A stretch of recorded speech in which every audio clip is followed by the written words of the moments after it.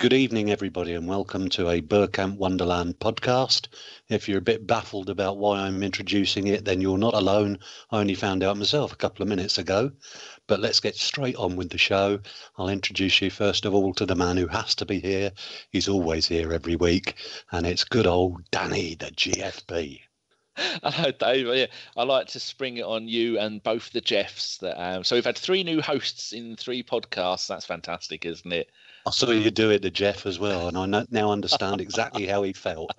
Yeah, but all 3 of you went straight into it like pros. It's guaranteed. I've posted it a few times. I'd have messed it up. I always mess the intros up. And I thought Kris has only just got here and he's full of coffee at the moment and he's hungry, so I wouldn't put the pressure of hosting on him. Well, I haven't got to him yet, but Danny's quite right. We've also got our beloved pirate, the Barbican pirate himself, Kris Carpenter. Good evening, Kris. Great to have you on. Oh, Mr. Hollick, pleasure to come in at short notice, and hello to Danny as well. Good evening, listeners, or morning or afternoon, or whenever this is. Hey, excellent. Right, well, let's get straight on. What we're going to do first is, as usual, Danny is going to give us the scores on the doors. Yeah, not in the Larry Grayson. Was it Larry Grayson that did the scores on the? I think it was. Yeah, we were just talking about that before the show. Oh, that was really good. Yeah. Oh, the 80s, great times. Look at the muck in here. Always a nice boy. Yeah, that's a very good documentary. Right. Yeah, the under 20, I think it's the under 23s, went off to America and played in the annual Dr. Pepper Dallas Cup. Now we played We played FC Dallas and beat them 2-1, and then we played. Here we go. This is going to be good. Querétaro, a Mexican team. We drew 0-0, and then we played Red Bull Brazil, which is I think they're in about the 4th division of Brazilian football, the adult team. So this is obviously the youth team, and we drew 1-1 with those. So that table that had 4 teams in there, we finished on 5 points, the same as the Mexican team, and the same goal difference, and won the same and drew the same. But we scored 1 more goal. But there again, we conceded 1 more goal, so I think it was on goals scored. So that got us into the semi-final knockout stage, and then we played Man United, and we drew 2-2 and beat them on penalties. I think we beat them 3-2 on penalties. And then in the final, which was played on the 1st of April, we lost 1-0 to Tigres. And I think they're the team in FIFA, Kris, with the pink kit, aren't they, that everybody wants? With a big lion on it. No, that's Puebla, isn't it? Oh, no idea. Tigres are yellow and blue, I think, from memory. Unless I've missed something. I will Google it. Carry on. Oh, no, you are right. Yeah, they are yellow. But I'm just thinking the one that's got the giant lion's head on it. That's is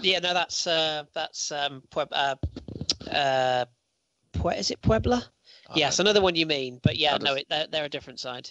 I just clicked on these. Yeah, they are yellow and blue at home and blue and white away. Well, there you go. Yes, that's pirate knowledge. I think it's Puebla who wear their kit. Anyway, yeah, I'll have a look.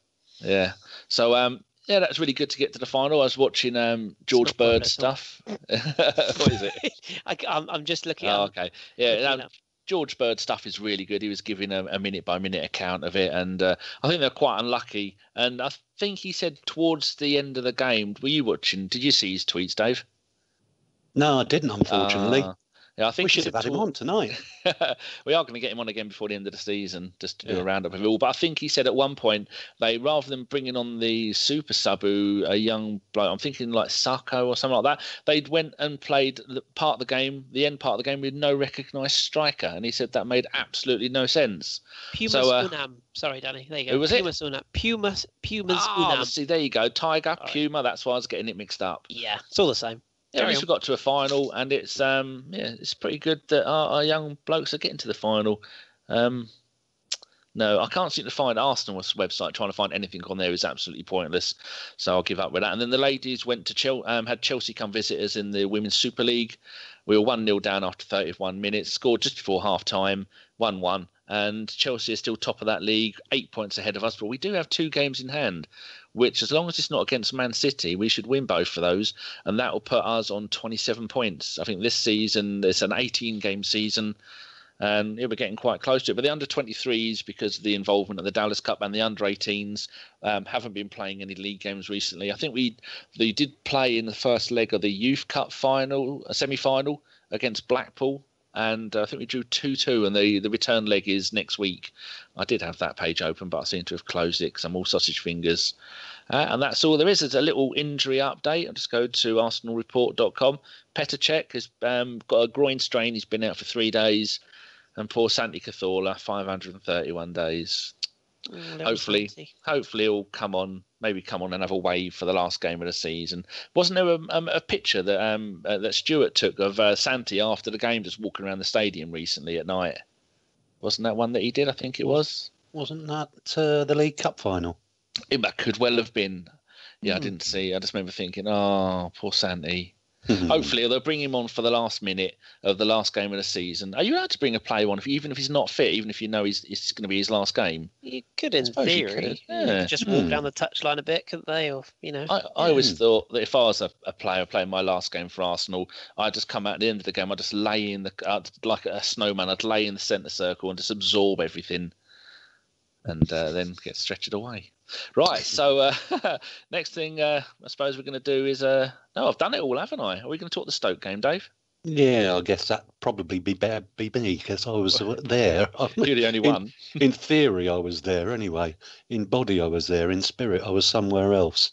Oh, I have to say, no, I obviously had an excellent session beforehand. A bunch of people who are old Arseblog devotees got together for the first time in a long time. Some guy came over from the States, one from Iceland. It was just a real good get-together. So by the time kickoff came, I was really quite happy and merry and content with life.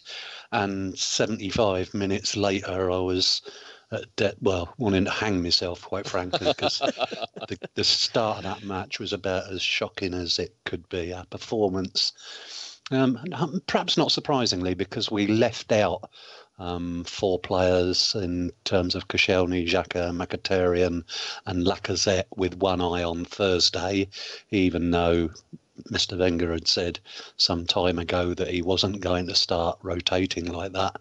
I think it's a common sense thing to do. I think these league games are dead rubbers now. We're not going to catch Chelsea or Tottenham. And so there was a little bit of a disjointed feel to the side. And worryingly, Stoke started better, looked more positive in possession of the ball. Shaqiri could have got them in front.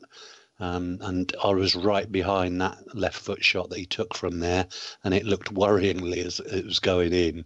But thankfully, it just missed the post. And we had very little going the other way. We were playing an awful lot of sideways and backwards football. And I think I mentioned to you earlier, Danny, when I got back in, one of the first things I did was check the BBC site for the stats. And we apparently had 70% of possession. Well, it certainly didn't feel that way. And the crowd were getting very grumpy. Of course, at half time, we booed them off. Actually, did you just disgruntle them off? No, I don't boo, but no, I've never booed. I understood. I understood it totally because it was very frustrating. And then midway through the second half, there was the first change when common sense prevailed and Lacazette was given some game time ahead of the CSK match, and that sort of transformed us immediately. And the way that he dovetailed with Aubameyang was interesting, because Aubameyang went out and chased anything down on the left-hand side, so Lacazette was in the middle. But a couple of times we attacked down the right-hand side, Lacazette went out there, Aubameyang came in the middle, and that promises a great deal for the future, I think. But I'll blow over that because I expect Kris will want to talk about that partnership as well, and I don't blame him. It looks an exciting one. And then we got the first goal, penalty when Mesut Ozil. I thought was it Dye who fouled him? Yeah. He came in, I saw on Match of the Day afterwards, he got a little bit of the ball, then the man, and the argument is that, well, he got the ball, so it's not a penalty. I've seen them given, I've seen them not, and from where I was 50 yards away, it looked nailed on, so I'm not going to give him any grief about a poor decision there. But the moment that Aubameyang dispatched that, and it was a really good clinical finish, then we made the other two substitutions that like transformed the last 15 minutes of the game.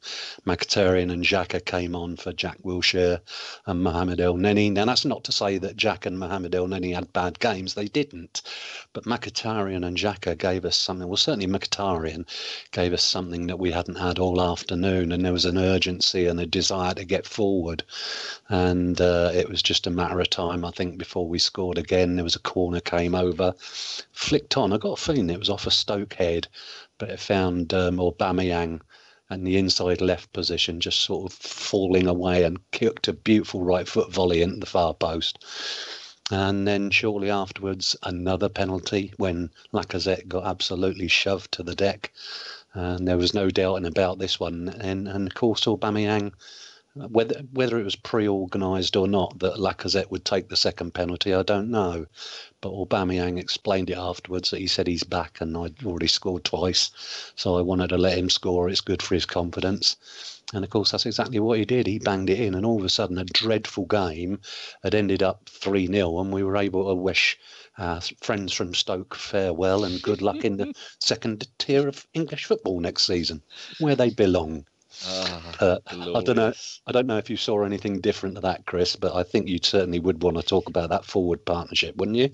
Yeah, Do you want the question from Miko? I was going to say, let's slide that in, shall we, Danny? Okay, yeah. From Miko, he says, I'd like to hear Chris's thoughts on how to include both Aubameyang and Lacazette in a starting lineup. Is this something we should start experimenting with in the remaining Premier League games with next season in mind? Go on in. Yeah, it definitely is. I've got some views on this because I was listening to what podcast was I listening to? That could be a long list. No, I was going to say it's actually our friend Andrew and James on Arscast Extra. And I must admit, I very, very rarely disagree with the big man. But on this occasion, I was shaking my imaginary fist at the wireless. I was going to say, then Christ, how old am I?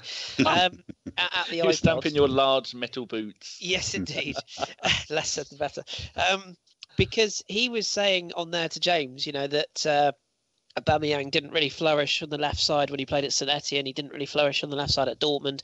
His best form was when he was moved into the middle. And whilst I do agree with that, that's no denying his goal scoring form has got better since he's moved into the middle.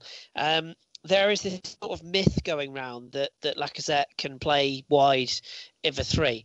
Yes, he can play wide of a three. Absolutely. Of course he can. He's a very accomplished footballer. He's very good technically and he makes very, very good runs. But you don't get the best of him. And we have, all the way back to Francis Jeffers, we've been searching for the fabled fox in the box. Lacazette is that goal scorer. He is that man who will get you goals. He's technically very good in the penalty area. He is a poacher as well as a man who can score from just outside the box, 18-yard box, in and around the box.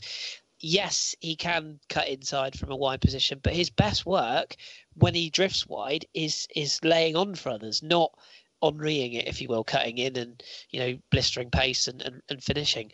Aubameyang, however, can do that, and he proved that at the weekend. He was still a threat. When he was moved out to the wing. I know some people are going to say, we bought Aubameyang for this money and he's wasted, blah, blah, blah, blah. Lacazette is a much better option as a number 9. That's what we bought him for. That's his best position. And when you think that we've let Alexis Sanchez go, you've got Mkhitaryan, you've got Ozil, I would be more than happy to sort of say, right, you let Ozil float, Mkhitaryan sort of plays from the right, Aubameyang from the left, Lacazette through the middle. That's how you have your front three. I really don't buy into this idea that Lacazette will give us too much playing from the wide position. I just don't buy that, and I don't think we're ever really going to see a game where we play both up front in a 4-4-2. I think those days are gone. So yeah, I just wanted to put that across and say no. I think as much as Aubameyang might be the Henry-esque looking figure, I'd much rather see Lacazette as the out and out centre forward, and Aubameyang's pace. You look at the spaces he's going to create if he's cutting in from wide. So that's how I would play it. And if you ask Danny, our good friend Lana at Cocolito, if you don't know her, she's angry. She is angry, but she's lovely. She's a very big Lyon fan and watched an awful lot of Lacazette. And if you think I love Lacazette, trust me, speak to Lana. She overdoes it even by my standards. You don't want to actually be in bed with him, though, do you? She wants to eat him. maybe slightly. To chop him up and have him all to herself. Your microphone keeps popping. I think it's a bit close. Sorry, I don't know why that. I'll move it away from my chops. There we go. Lovely. But yeah, he would be wasted in my opinion. And obviously it depends whether Arsenal's still there or new manager or whatnot. But Lacazette is far better as a number 9, far better, and he would give us that potent goal threat. And he's he hasn't had the most confident time. Once he gets goals, and that penalty will help him. I'm confident that playing him through the middle will be a far better option. And as I say, if you want a second opinion, ask Lana. She'll tell you the same thing. But I think, like Dave was saying, that when they brought on Lacazette and he went up front and Aubameyang went out wide, but then when those two are swapping over, because normally you as a team you're going to want to stick one, possibly two players on each one of those when they're playing separately. But then if both of them are playing and they're both going wide left and then playing up front, then you as a manager are going to go, well, if we can't man mark, so if we man mark, one of them's going to pull a player wide and then you slip in the hole. Or if we zonal mark and then they both go out wide or they both go one wide, one left, then you're going to be going, well, you two in the middle, zonal marking, and there's nobody there to mark. So I think next season, wow, those two are going to be something else. If we don't sell them, and by the way, John Welsh just got a little tickle of excitement when you said slide it in the hole. So, thanks, John. Hope you're well. So how did Welbeck play, Dave? Because I watched the highlights. I watched the highlights twice. I watched the Sky Sports version, which is about 19 minutes. And I said at the beginning, I was talking to you before it started, and I said at the beginning of the game, we gave the ball away, was it 5 times in the space of maybe a minute? Ozil gave the ball away twice. I think Jack gave the ball away. But I didn't really see much of Welbeck during the entire game. What was he doing? He didn't really get involved a lot. He was out on the left-hand side, and what little attacking we were doing was mainly coming down the other side. So it's harsh to say that he played badly, but perhaps he could have contributed a little more, gone looking for it a little more, but no, it was a quiet day for him, and I think that was one of the reasons we improved notably once Lacazette came on. So do you think his time's done then? He's shown that he's not capable. Even he's had a pretty decent run of late, hasn't he? No, I wouldn't be that harsh, but I still think he's got a job. I think he would be a good squad player. I think he's had that much time off injured. He's still struggling really for his match fitness, if you like. But it's one of those where you wonder where he's going to get it now, particularly if we keep both Lacazette and Aubameyang in the summer. Then he's not going to get much game time either. So I think it might be one of these situations where if Arsene Wenger is staying next year, he might say to him in the summer that it's up to you. I'll let you go if you want to, or you can stay and fight. I'm really open-minded about it. I'm just looking at these games this season. He's played the 5th most number of games at 32, but the 14th highest number of minutes. That says a lot, doesn't it? Yeah. Poor bloke. I would think. Go on. Well, I would think Lacazette would be in a similar sort of category because they keep on hauling him off with 20 minutes to go, don't they? And it's one of the things when Kris was talking about Lacazette being a goal scorer. He has got 10 goals this season, so that's double figures. Given he's had that period out injured, that's not so bad. But what makes it look better is the final 20 minutes are when the really good strikers are getting most of their goals against tiring defences. And he hasn't faced a tiring defence this season before ironically, Sunday. I'm just looking here. 2,000. He's played 2,066 minutes. Divide that by 90. Cannot divide by 0. Okay. Oh no, you've just been a tit. I think your I 9 button isn't working. 2066 divided by 90. He has played 23 games, and in 23 games, 10 goals and 4 assists. From a bloke who was playing up around Christmas with only one knee, wasn't he? He's playing his first season in a much more competitive league. Oh, I shouldn't have said that in front of Kris, should I? What was his injury? Surely that was a dish on the French league, was it, by any chance? I was just saying about Welbeck, about how Welbeck has played the 5th most number of games, but only the 14th highest number of minutes. And Lacazette, he was carrying that injury for quite a while, wasn't he? And have you noticed the difference in the short amount of time he's played? Absolutely. absolutely. He ran. More He was explosive. running free. Yeah, exactly. This is what really annoyed me. And I'm not going to come on here and say, "Oh, yeah, I knew all along," because I would be a complete liar. No, you just save that for our WhatsApp groups. Yeah, exactly. But what I did know all along was that he wasn't himself. I'll admit I didn't know that. I knew that he was carrying an injury a few weeks before the surgery happened. I did hear from someone quite closely connected to the club itself confirmed that, and I think our own Jeff had the same. And it wasn't him, I should stress. But but you could tell he was carrying the injury I think it's about 3 weeks before the surgery. But from what I can gather from Jonathan Johnson, who's a very well-placed French journalist, he was actually carrying this from pre-season. So, it was a niggle, but they thought he'd play through it. And obviously they didn't have any other options. Welbeck was out long-term, and we had all the issues with Alexis and whatnot. And we didn't know if he was even going to stay or go until the last day of the window. So it was kind of like play him or bust. So he has been carrying it. But like you said, Danny, like when he came on yesterday, you could see from the minute he trotted on, he looked like a man who was just desperate to play football again. I think we've seen the comments from Jack Wilshere as well, saying that he's come back stronger and he's buzzing to have him back. And even the pictures in training, he's had a smile on his face. And the thing I do like about Lacazette as well, other than everything, is every single aspect single of him, including the beard, and the fact he looks like is it Luther Van? No, who's it? Marvin Gaye looks like, doesn't he? Yeah. Very own Steve picked that one out. But if you follow like his Instagram or his social media, he seems quite sort of woven into the fabric of Arsenal now. You see him at games. I think he's been took up the reserve games. He's talking about, like Mesut does with the Yard Gunners Yard thing. Lacazette is doing very similar in that he's constantly posting different things and really positive about being at the club. And that's what gives me the confidence that we aren't going to be very, very stupid and sell him on in the summer. I really hope we don't. So, yeah. Why are people saying that? Where do they think he might go? Because we don't want him, or? Yeah, it's the Atletico Madrid rumour, obviously, and they got Costa back, but Griezmann's going to go to Barcelona. That's almost done. And I think the talk is they want to pair the two together because Kevin Gamera is going to move on as well.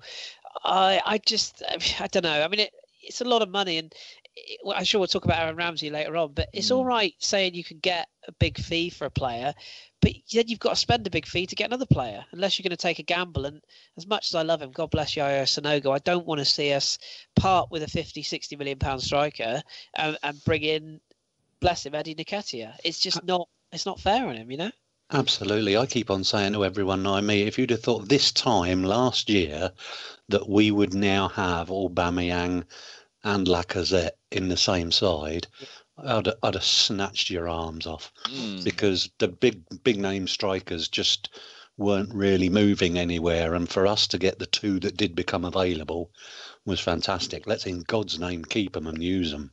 And also look at Lacazette's age. That's the other thing. People keep forgetting, he's not 29, 30. He's still got his best years ahead of him. We could make a massive mistake selling him now, and he could go on and score 30, 40 goals in a Champions League side. And that's, while he's happy and he seems settled, and hopefully, touch wood, injury-free now, he is the man who legitimately could fire us all the way to that final in Lyon in the Europa League. And now I've said that, we'll probably lose 4-0 at home to Moscow on Thursday. But, we beat them. He's the player we've been missing, and I know this is when you say no offense but, and you mean offense straight away.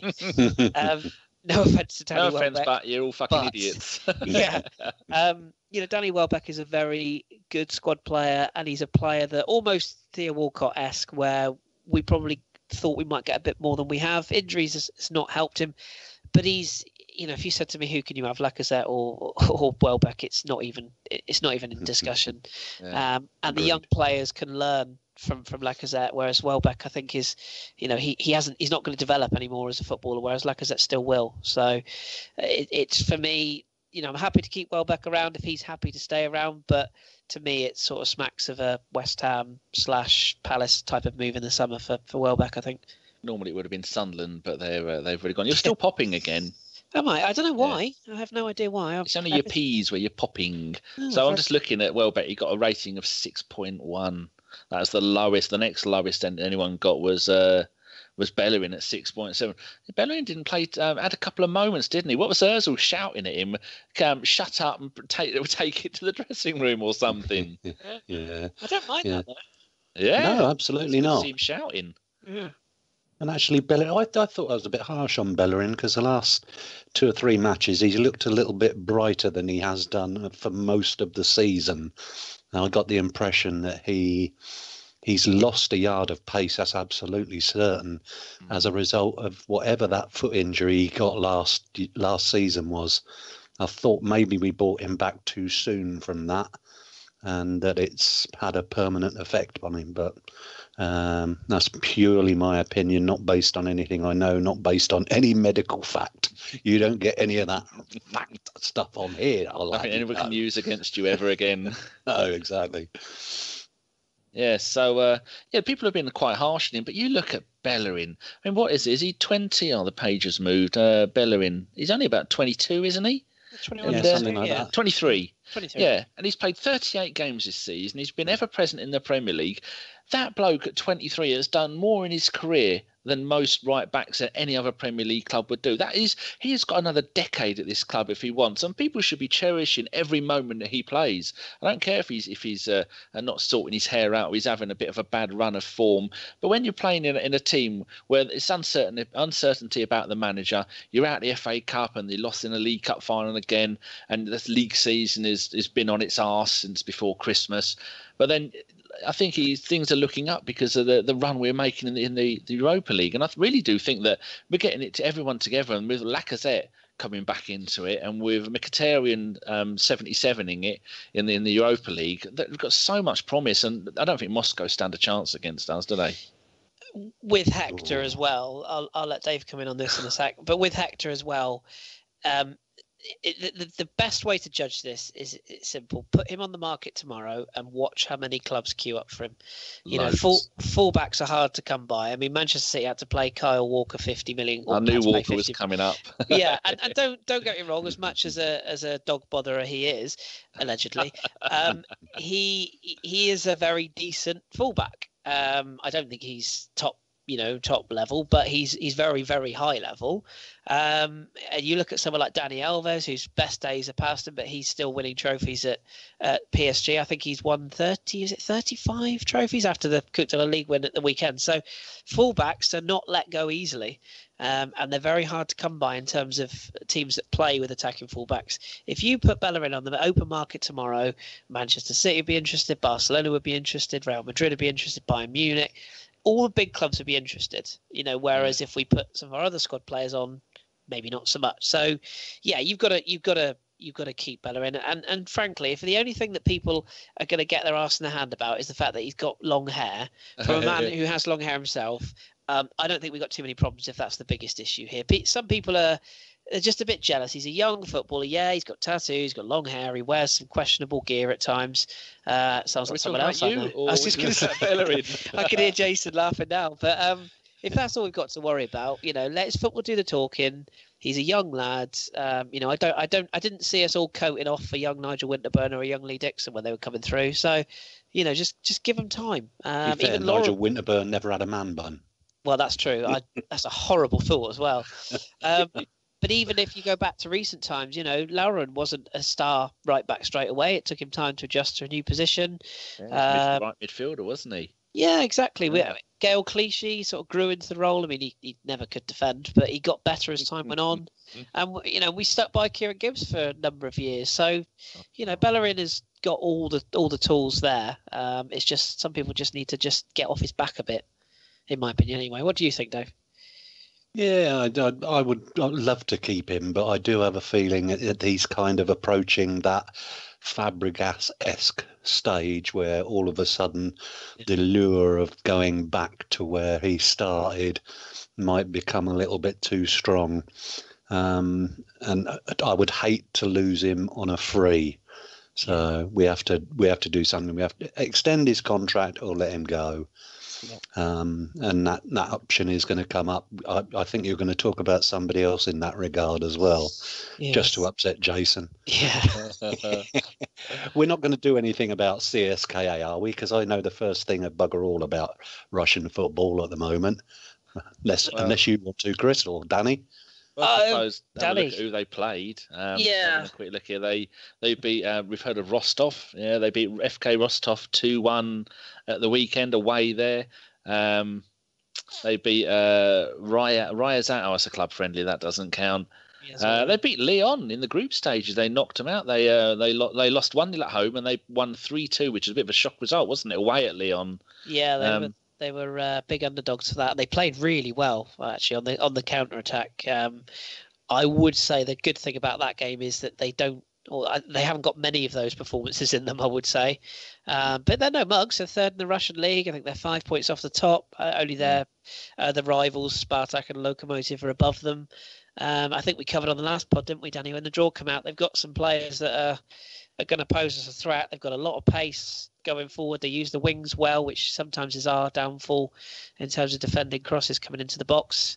They've got some good players. And at this stage of any tournament, anybody coming to the Emirates, I mean, well, Östersund's proved that. You know, every team in this competition now is going to be looking at Atletico Madrid and Arsenal and thinking, if we can get these two out, we've got a chance of winning this, like Sevilla did the last couple of seasons. So it won't be easy. I don't know if you agree, Danny, but I think an early goal is key because they will come to stick most of their players behind the ball and play on the counter. If we can get an early goal, put them on the back foot, you know, it's only human nature that they will feel, oh, crikey, we're going to need an away goal here. They will start to come out, even if we can get 1-0 up early and then the last 20 minutes they come out and we get a second. That's the ideal scenario. Or blow them away 7-0. Obviously, that'd be nice. But yeah, I think we need to be patient on Thursday because I think it would be foolish to sort of say that we'll turn up and just roll them over with ease because, well, it's Arsenal. We don't do that, do we? You just mentioned Spartak and you sent a cold shiver down my spine. Exactly, yeah. 82, was it, in the old green and blue kit at home? Oh, yes. Oh, the Lee Chapman kit. We got a great result out there. We only lost 3-2 in the first leg and everybody thought we just got to turn up and go through. And they absolutely slaughtered us that night. They wore their normal strip, which was white and red. So we changed, the home team changed in those days into green and blue. And all through the second half, where we were getting an absolute lesson in how to play the game, the North Bank were all singing, "Come on, you Reds." Yeah, it says it all. That was a tribute. It was thoroughly deserved as well. I think it was 5-2 in the end. Yeah, I'm just looking, 5-2. And the away leg we lost 3-2 had George Wood in goal, John Hollins, Kenny Sampson, Brian Talbot, David O'Leary, Chris White. Very interesting story about Chris White when he went to play in America. Paul Davis, Alan Sunderland. Wow, Woodcock played in all the games. I also think that Terry Neal lost his head at the end because that was Red Star, sorry. I was just going to come out with the John Cosmina being in the loo when he was meant to be on as a substitute. That was Red Star Belgrade. I forget that one.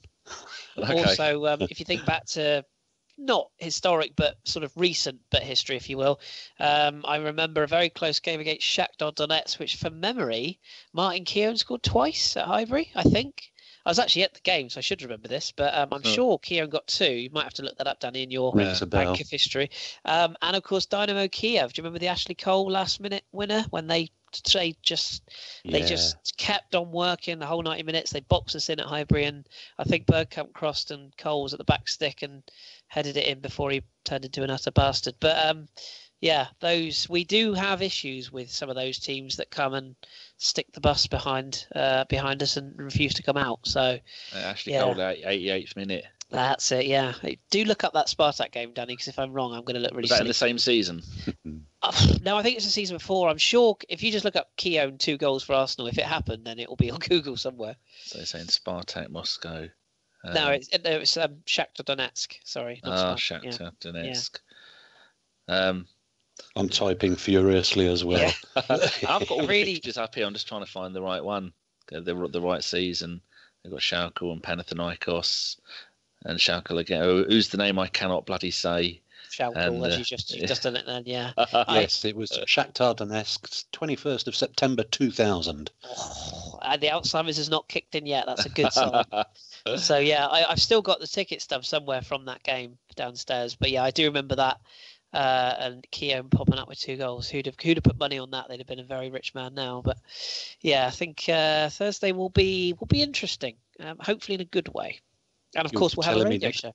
You'll be telling me next that Pascal Sagan scored twice once. Twice once. Did he really? No, I doubt that. Didn't he do that against Fulham? Oh, no, Highbury? Was that centre off? Oh, I'm questioning myself now. I remember Gilles Grimondi scoring a acrobatic volley against Crystal Palace at Highbury once. I remember that one. I remember John Jensen scored once. I don't know if anyone remembers that. I was there. Yeah. That's the day I met Bob Wilson. QPR, wasn't it, Danny? In the far end, far corner. Yeah. Did they sell the T-shirt in your size, Danny? No, I had to get 3 or 4 of them sewn together. I'm just looking at the CSKA Moscow best player, that top goal scorer this season, 10 goals in 36 games, is a Brazilian called Vitinho. He's 24, but in the Europa League, he's got 2 goals in 14 games. I think that's the kind of stuff that's why they'll be coming looking for the draw, and then they're not going to be taking any prisoners, are they? They're going to be getting their feet stuck in. How they've had to put up with the gulags up there in the cold Russian winter, and it's going to be a tough game. But if we go out there early and demoralise them and realise that if we get a goal, then they're going to go, well, bloody hell, that's our plan out the window. They're going to have to come out and play football, and when they come out and play football, we should hopefully get some more against them. I shouldn't really be confident of beating them, should I? But I am. I think we definitely beat them at home, and maybe draw against them away. I think, and we've got enough to score away. I would back us to score away from home, but we don't really want to be going out there knowing we have to get something. We want to be going out panic there and muck it up. Yeah, exactly. I'd like to see us have at least one, in an ideal world, 2 goals to take over there comfortably, so we can, maybe get one on the counter attack and kill it. But home leg first always worries me. I'm not going to lie. I suppose just weave in some of the questions. There's one from Noir Confidential. It says, no question from me this week, just a statement, capital letters, fuck Stoke. The manner in which we beat them makes the win taste even sweeter, as their so-called fans are frustrated because of it. And you know when Stoke are a terrible team, when Alan, what's his first name? Alan! For Stoke. Alan. Oh, Stoke. Joe Allen. Yeah, Joe Allen. That's it. A fellow Welshman, and Jace was wishing ill upon the team, even with one of his favourite Welsh players in there. When Jace comes to that kind of level, you know they're not light. So yeah, that's Noir Confidential just made a point there. I'm going to go to another point. Daniel Batchelor, here we go. He says, who do you see leaving this summer? In brackets players, ignoring the elephant in the room, brackets Wenger, and is there any of those stated that you really don't want to see leave? Jack Wilshere. There you go. That's my one done. Dave, what do you reckon? We've already spoken a little bit about Hector Bellerin. I have a feeling he might. I don't want him to. The one that's going to we're going to have the discussion about Aaron Ramsey at this point, aren't we? Yeah. Because you've got so much midfield talent there. And he is letting his contract run down. With a year to go, we don't want to get into another Alexis Sanchez situation or Mesut Ozil situation, do we? So if we cannot persuade him to sign up for a new deal, great player potentially though he is, I think we have to do a deal which I would regret a great deal. But there you go. That's my one. I think people are just talking about the amount of money we could get for him. We could right backs aren't overly important, are they? I think that's and I don't agree with that. But I think people think, well, 50, 60 million, get rid of him, get a more expressive player in. Oh, we've got 2 of the best goals per game strikers in Europe at the moment at the club. We don't need anything else. I think we're completely settled. Well, we do. We need centre backs, don't we, Chris? We wouldn't. We wouldn't. The other thing as well is people say, 50, 60 million for that. We wouldn't get that. Well, I really Arsenal don't think. Yeah. Well, yeah, exactly. I've just cut my ear and I'm bleeding everywhere. Lovely. No, I don't think we get that for Bellerin. I think we'd go for 40. Was that because it's Arsenal selling it and because we're putting him up for sale? But even if a club come into us and we didn't put him up for sale, they'd still only offer 30, 40 million because we're Arsenal. Whereas if that was Spurs, they get 70 million for him. But there is a market, and so someone might do what Manchester United did to Manchester City for Sanchez. That's true. Yeah, that's true. Bit of If you get a gazumping. bidding war, maybe you get 60. But yeah, We don't want to see him go though, do we? Because we'll have to go and buy someone. And who are we going to buy?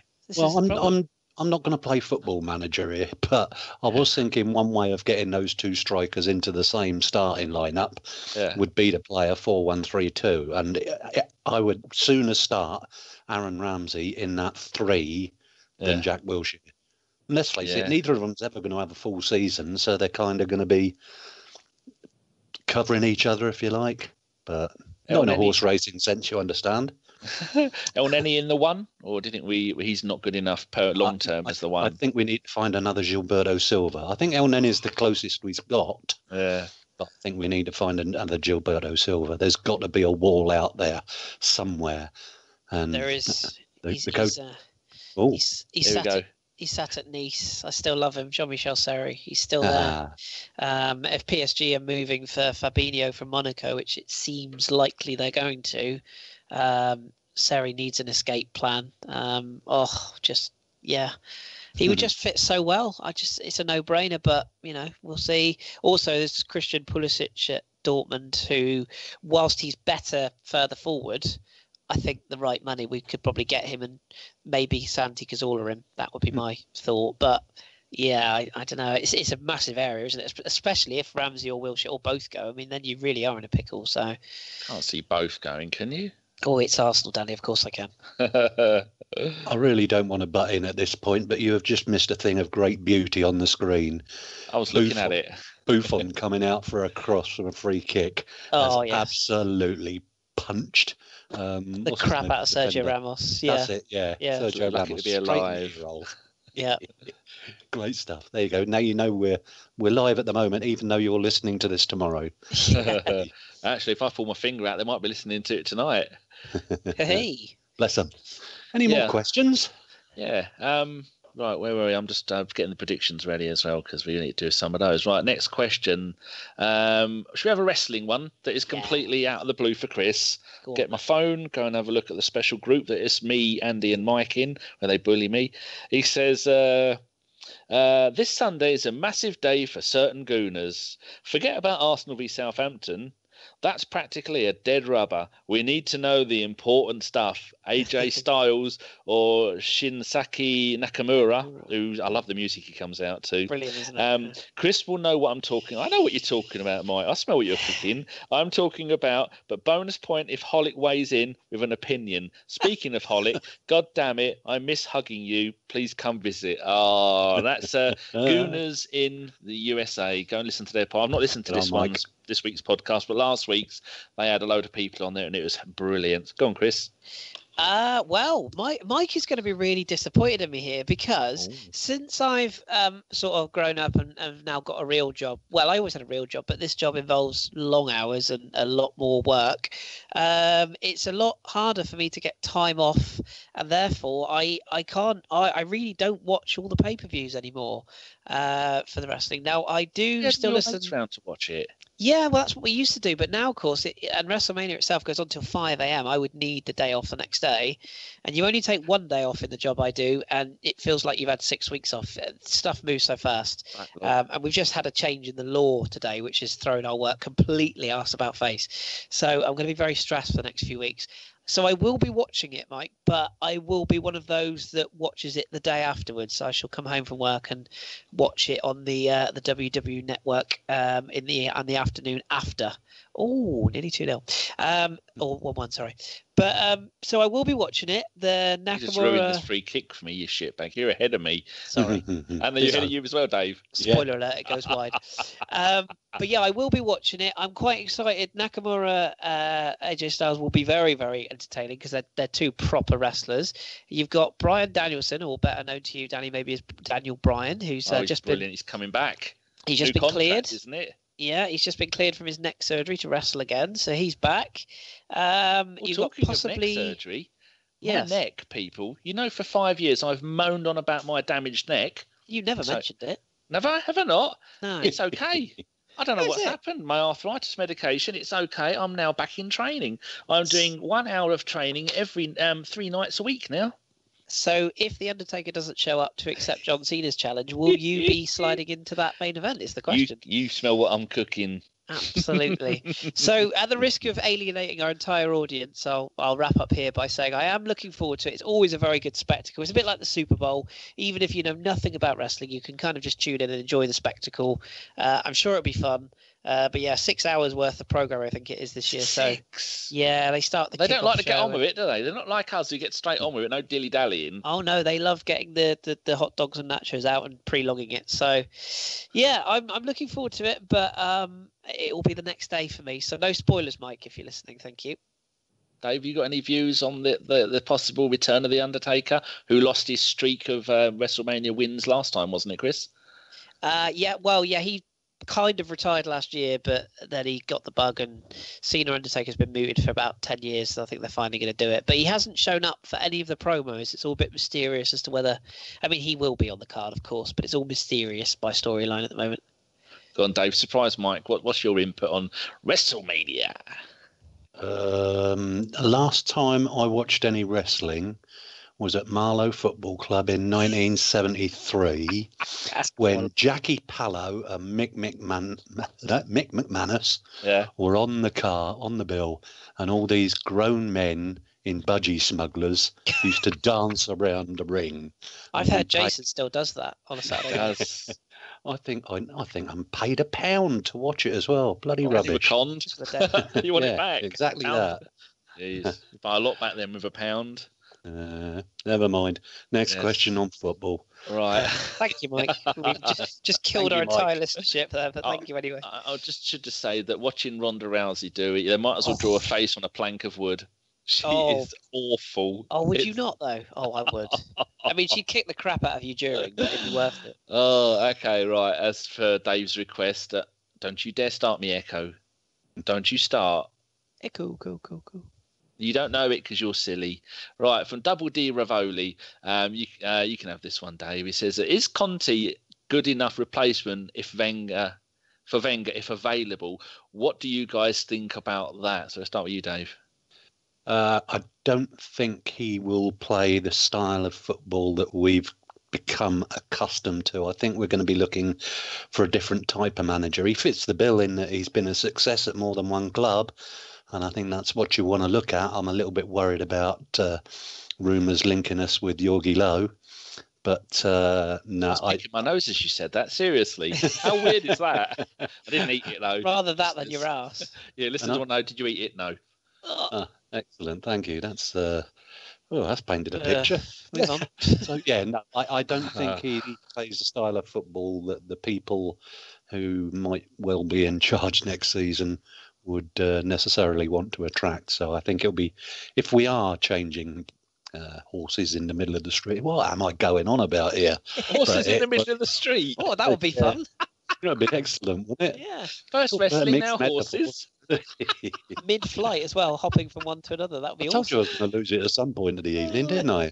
But yeah, no, not for me, not Conte. Sorry. Chris, would you think that people would think with Conte, he's not leaving Juventus, but Juventus are dominating the Serie A up until this season. It's Lazio that are battling them for the title, isn't it? You know me, Lazio. I always get Lazio and Napoli mixed up. Yeah. There you go. I've done it again. Same colours. That's why I get them mixed up. And but do you think the Juventus hierarchy might go, look, you were dominating the league. We've got the best players. We've got the most money. We've got the best stadium, but you're just not doing it because it looks like they're going to lose again in the Champions League to Real Madrid. And I think with a different manager, they may be able to do something else. Do you think they may want him to go or let him go or encourage him to go? Do you mean Allegri? She said Conte. He's the that's Allegri. So yeah. Who's manager of Juventus at the moment? Yeah, Allegri at the moment. Conte formerly. Yeah. Oh, we talk. Conte's the Chelsea manager. Yeah, when you said he can get fucked. No, I don't want him. I'm watching the Juventus game. For me, John might disagree with this. I don't know. Allegri and Conte are very different types of manager. I don't think Allegri would work as well in the Premier League as many people think.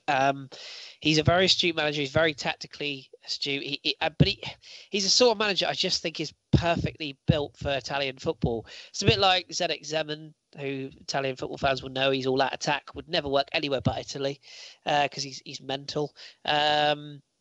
who's the other one? The Mazzari came to Watford. That didn't work. He's a very Italian manager. That really didn't work there.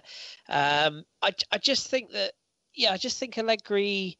I think he'd be better suited at somewhere like a Bayern Munich or a Dortmund or somewhere like that in the Bundesliga. Or I don't think he'd ever manage in France. But no, I'm not going to Bayern Munich though. No, he's very, very likely to end up at PSG. I was gonna break that news for you, but Well, news, Kris? I say it's breaking news. I think it's been out there for about 3 days or so now. But there's a lot of talk in France that El Khalifi and co at PSG have decided that Tuchel is the man they want at Who's at El PSG. Khalifi? He's the owner of Paris Saint-Germain, the Qatari man with all the monies. So it looks like he will be going there, but Leonardo Jardim might be leaving Monaco, which is obviously everybody knows is my choice. I can't see Allegri managing in France, but no, I think he signed a new deal, didn't he, with Juventus fairly recently? I can see John nodding at the airwaves now. Don't you listen? I agree with Dave though. I think if we're going to go, I think if Arsene does step aside, I think it's more likely that Ivan Gazidis is clearly looking to put his authoritative power shift down, and his fist on the table in a threatening manner. I think he wants a manager that he can not control, but I think he wants a manager that he can have the final say over. Someone like Allegri is not going to have any of that, and nor is Conte for that matter. So I think it'll be more likely that we go for somebody younger and amenable, or somebody that basically understands the Arsenal model, and that certainly isn't Allegri. I think he wants the responsibility as he does at Juventus. So much like John Welsh on a Saturday night, we're looking for someone young and flexible. Absolutely, yes. John does well to find those. Oh, what a save! Is your sponge? Stop it! Is your sponge bit on your microphone? Yeah, it is. I was still popping, am I? Yeah, oh my word, that is outrageous. Yeah, hang Cristiano on. Ronaldo has I'll just see it in a done couple something. of minutes. Oh my word! I'm not his biggest fan, but that is sensational. Oh my word! You wait till you see this, boys and girls. I'll just see Buffon do a hell of a dive. Oh, you wait for the next play. Oh, fuck off! That's outrageous. That is 15 goals in 9 games in this season's Champions League. What a finish! He's a greasy, horrible, cretinous human being, but that is. I hate him. Anyway, sorry, I don't. Yes. So, Dave, do you think we're going to get Wenger is going to stay on for another season? Starting as of today, it's starting to look awfully like it, isn't it? It is. That's what I thought. Yeah. Because Kris just mentioned Ivan Gazidis there, and I dare say, Kris, because you've been at work all day, you haven't seen that is a finish, isn't it? That's the official stamp. Dave agrees. There's a interview with Gazidis today, cut in soft focus with Arsene in the background and singing praises that they can't get. There isn't a better manager. They've had a look at everybody, and it just makes you wonder. But why have they put an entire new organisation in place, which is obviously to suit a coach rather than a manager, and yet Arsene for another year? Really? I don't know. Something doesn't add up there. Do you think the same, Kris? Yeah, I do. The only thing I wonder about, and I think it was Dave that actually started my mind ticking over on this one, when he said about that, did he really sign a 2-year contract, or did he just agree to 1 year and then we'll look at it again, and it was put out as a 2-year deal? The only thing I wonder, and I keep pinching myself going, no, you're talking rubbish, ridiculous. Everybody says Arsenal will never walk away from Arsenal. I just wonder. Would he? He's had so many opportunities to do it. He's not done it. If he does lift that trophy in Lyon, it would be the perfect way to go. I just wonder if he might look at it again and go, do you know what? Actually, now is the right time. Oh, got a red card as well. Happy days. Stop ruining it for us. Dave's still at 0-0. Paulo Dybala as well. That's a blow.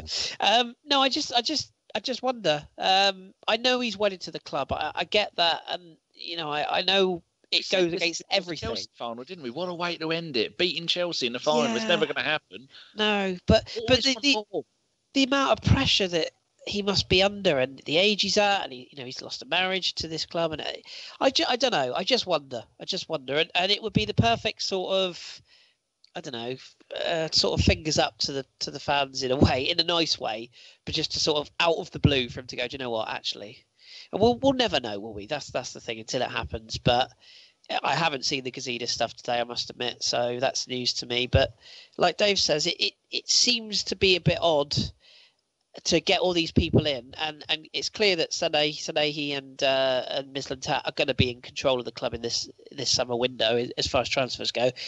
I can't see Arsene being happy with that if he stays. I just can't. So it's going to be a really, really interesting summer. And if he does stay, he's going to have to accept that the changes are going to go on around him if he's going to be that stubborn. So, and even when I've sort of, the worm has turned with me down here, I've always been steadfastly that he's the best man for the job. And yes, I still stand by that until I see who's going to come in. But this season, more than any other, has suggested to me it's time to move in a different direction. Which direction, that's anyone's guess. But yeah, it's going to be interesting, isn't it?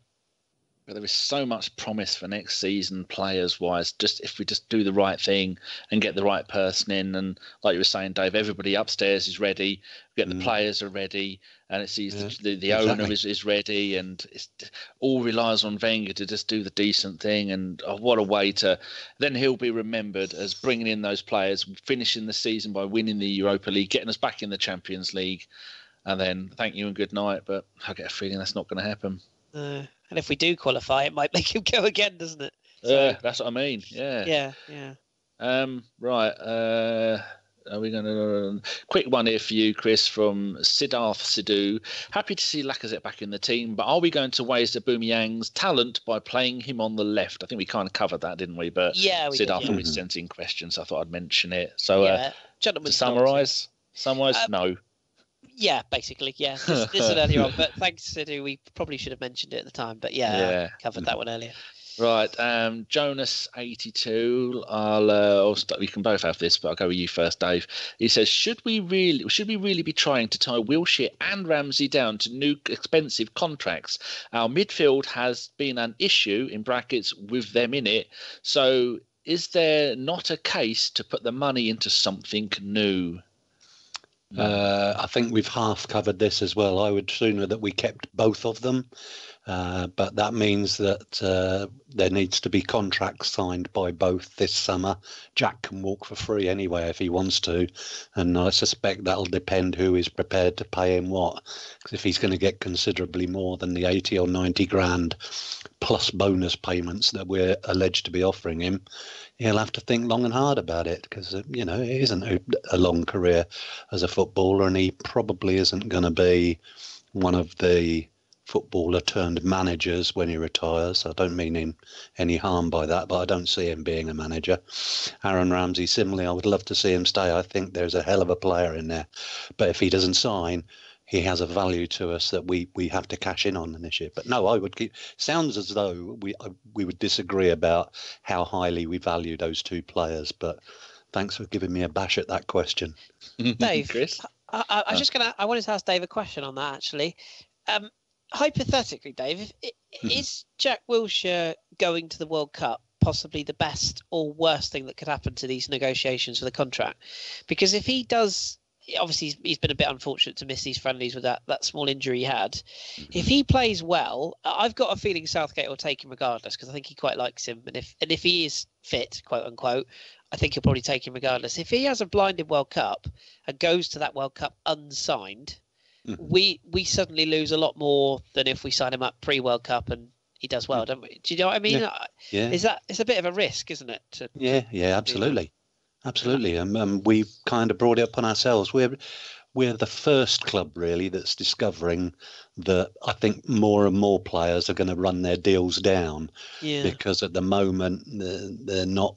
The money is circulating between the clubs in terms of transfer fees, and a little bit to the players and the agents. I say little bit. There are some stupid sums bandied about, but everybody has finally cottoned on to what I call the Sol Campbell.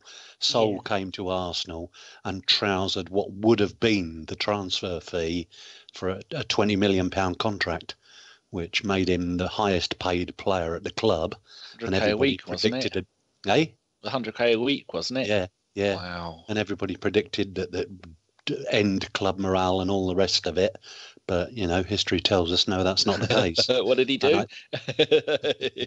Well, yeah, but you can sing the song. No, I don't do that. But yeah, the players have woken up to that. The players have worked out that, hang on a minute, we can have all the money. So it's the clubs are going to have to try and force them out the door while they still have some value. This could yet be a very difficult summer for us and Aaron Ramsey. It's a very difficult night for Juventus, that's for sure. But spoiler alert. Oh, dear. Sorry. Oh, here we go. Oh, dear. Yeah, so... I got to be gone in 15. Yeah, we'll be done. I'm timing it perfectly. Kris? Yes? What do you think? Should we keep them both? Should we sort the contracts out now? For once, I'm not going to carpenter the shit out of this. I will just say simply, I would keep one of the two. Yeah. And the one that I would push the boat out for is Welsh. Yeah, I mean, my first choice would be to keep Ramsey, but I think we've got the money and we could do with this. If we make it to the Champions League, we're going to need decent squad players, the likes of that can play every game. Game if needed. Not that I want them playing 70 games a season, but I don't want us playing youth players in the Champions League when the likes of Wilshere will be off somewhere else. I want to keep them all. Plus, then you don't have to buy new players and you don't have to pay them signing on bonuses and you don't have to give them 6 months to settle in and figure out what's going on and fit in with a new style of play. It's everything's there. Just get them both to sign, and hopefully Jack doesn't go to the World Cup. I don't want him to go there. I want him to have the summer off and stay fit. Yeah. Right. Okay, one from Petter Recognise. Without mentioning a certain poll and having touched on the Martinez Ospina, what can we expect from a goalkeeping department shuffle? Kris, what do you think? I missed the last part of it. How can we benefit, did he say? No, what can we expect from a goalkeeping department shuffle? I'm not sure if he means the coach or bringing in a new player or Ospina leaving, but just make it up. As long as Arsenal's there, I can't see the coach changing. That's the first thing I'll say. I can see Steve throwing bricks out of his window as we speak, aimed in Jerry Payton's direction, allegedly. Yeah, I do think we will bring in a new goalkeeper this summer because we have to, because I think Ospina will be off, and there's some interest in him, I think. So, and David the Bin Man has done a good job when he's been asked to play. So is he off to the World Cup? I can never remember who's qualified. Yeah, he's Colombian number one. If he has a great World Cup, I think there'll be interest anyway. I mean, I know he gets a bit of stick, but he is one of the better goalkeepers in Europe at the moment. Certainly the best, quote unquote, number two in the Premier League, in my opinion. So I think he'll get a move. So we do need to replace him because, like Macy, Martinez probably not ready yet. I'd like to see us go big. I'm not on board with people who say that someone like Butland, I think it's too risky. I know he's got an awful defence in front of him at Stoke, but I've seen a few rickets in him that make me worry a bit. That sort of like someone like a young Ben Foster made, and his career went to West Brom. Says it all. Joe Hart, no, God no. Butland? Pope, no, I was just saying that I don't fancy. I did, and I've just seen things. He had a this magnificent game against us, though. Yeah, he did, but then he also drops one in his own net when you least expect it. Sometimes when you've had a beating, you just give up, didn't you? Yeah, maybe. I mean, I wouldn't mind seeing us test Burnley's result for the lad Pope. I really like him, Nick Pope. I think he's got a lot of potential. The Jan Oblak stuff isn't going away. The problem we're going to have there is, I think, whilst Jan Oblak 80 million, isn't it? This is the problem. Yeah, I think he'd fancy playing for Arsenal, but I don't think Arsenal fancy paying the money that it would take to get him. No. If I had to put my cards on the table, I can see us getting someone like, say if Real Madrid upgrade from Keylor Navas, I could see us getting, because he's not good enough for Real Madrid, us going and getting him. Someone like that. Schmeichel maybe at Leicester, would we test the resolve there? I wouldn't mind that. But anyway, no, I do think we will have a shake-up and that will involve a new goalkeeper. Whether that'll be a number one, I'm not so sure. We shall have to see. Any wise words, Dave? No, I just echo what Kris is saying there, actually. I think we're going to lose Ospina. I think then whoever is in charge next season has to sit down with Petr Cech and say, look, here's a situation. We're going to be buying we're buying a number one. What would your plans be for the future? Would you be prepared to stay as number two, or maybe even a number two stroke player goalkeeping coach. Yes. I'd love that. Yeah, and then we could get Such a good talk Steve's favourite goalkeeping coach out of the club. Yeah. Smuggle him out. Okay, The Morris dancer. We've got one more question. Just a quick from Schwinn. He says, let's assume Jack signs the contract and Rambo extends. Who wears the armband next season? Well, isn't the obvious answer to that Koscielny? Yeah. and he'll be another one in the long list of captains that's a captain that probably never plays.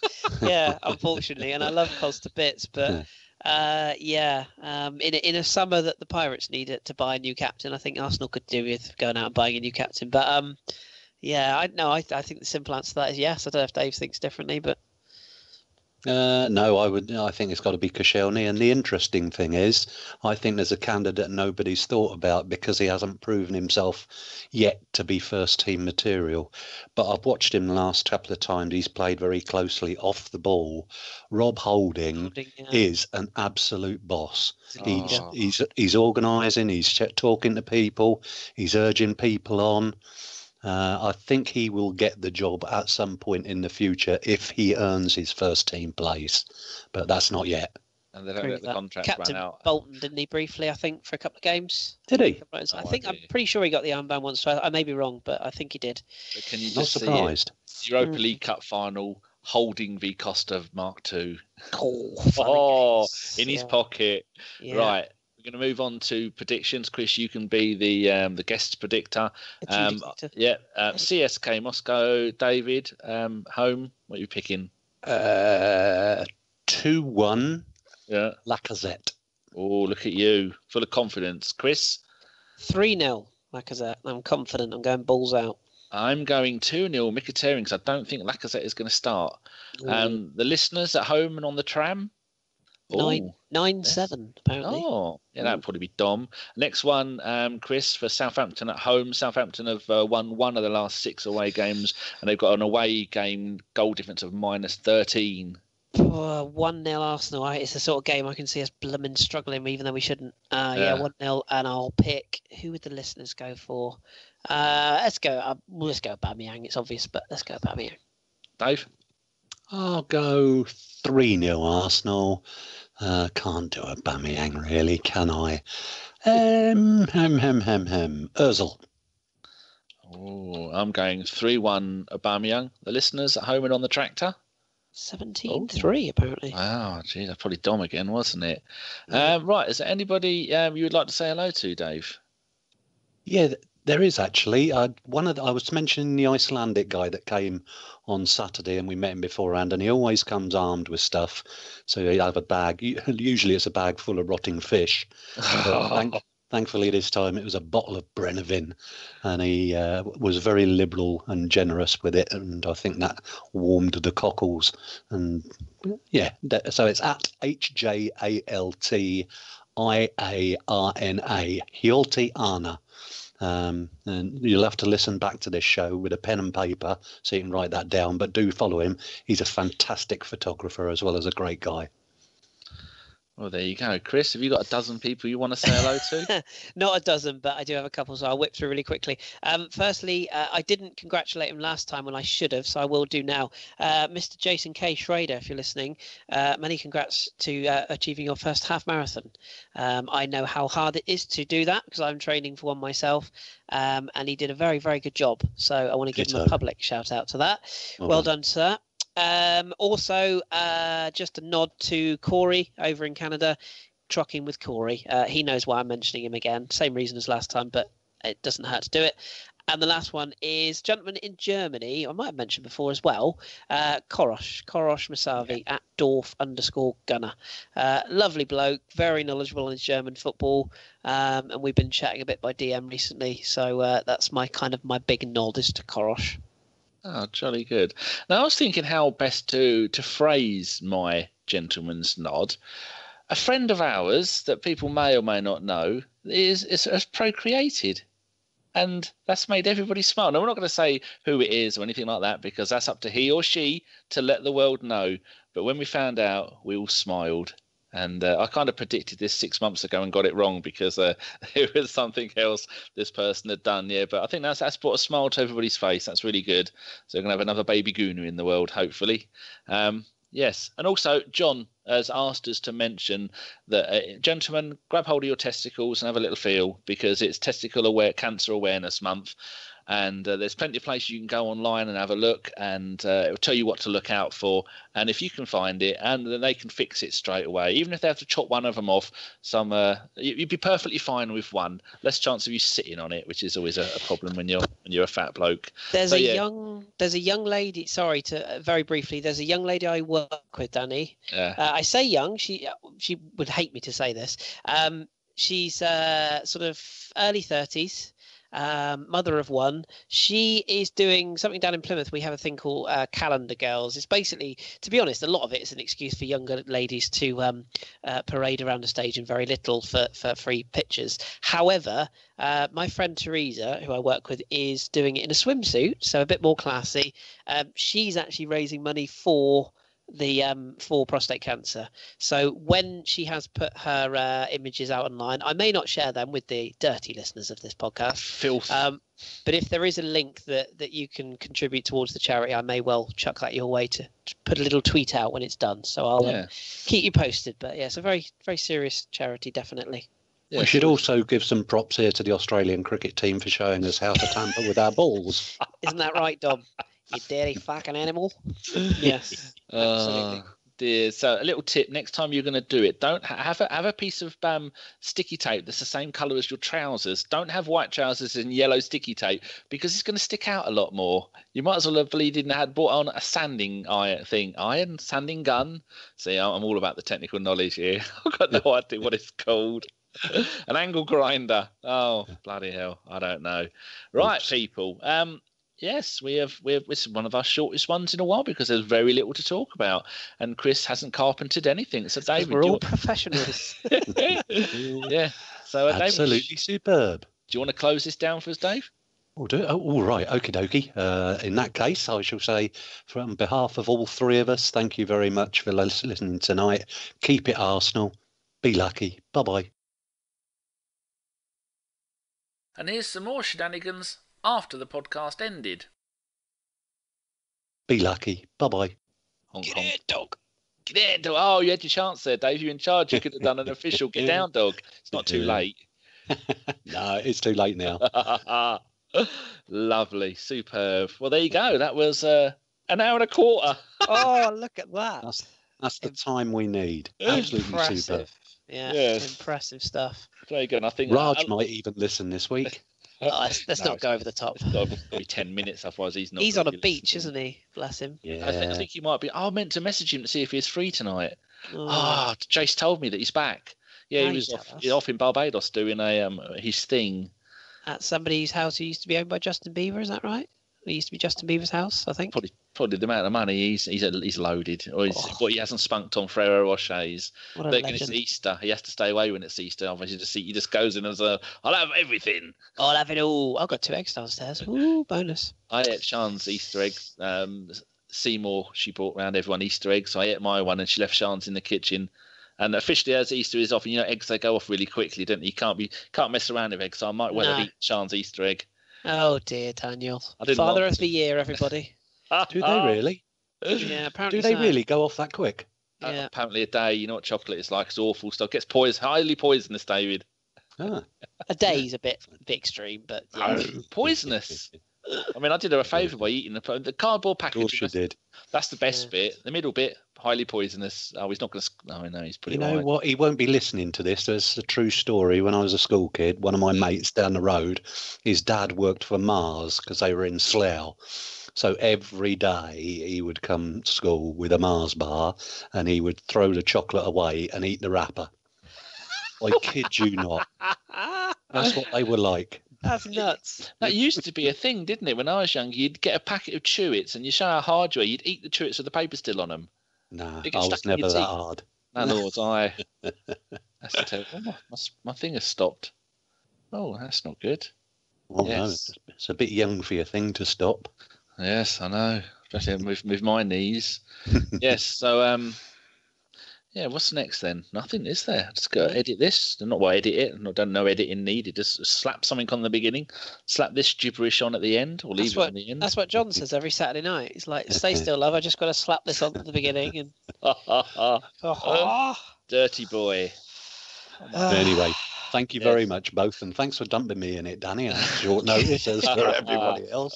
Standard. I think Pleasure as always, Dave. got away with it. I fooled them. Yes. Don't Anyway. tell him your name, Pike. I'm off. Take care, Right. fellas. Cheers, Dave. Take it easy, Dave. Bye. Bye. Bye. Yeah, I think I'll be watching WrestleMania at the weekend. Yeah, I'm button. Good job we weren't being horrible about him. That's all right. I found it. Oh, Bye. good. Really gone. Bye. I do want to watch it. I say I will watch it the day after, but yeah, that night I just know.